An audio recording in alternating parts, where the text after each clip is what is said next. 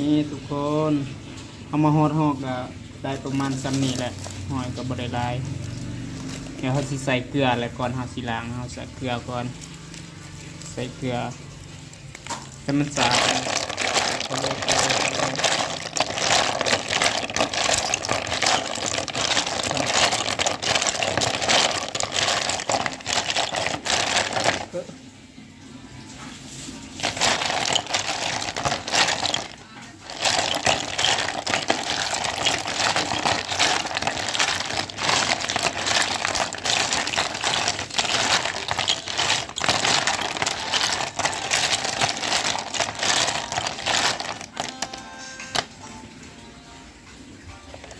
ก่อนต้มเราจะล้างใส่เกลือก่อน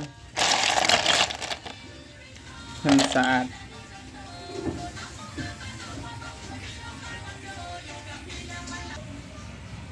นี่ทุกคนหลังจากที่เราแล้วก็ล้างแล้วก็ซ้ำนี้เนาะ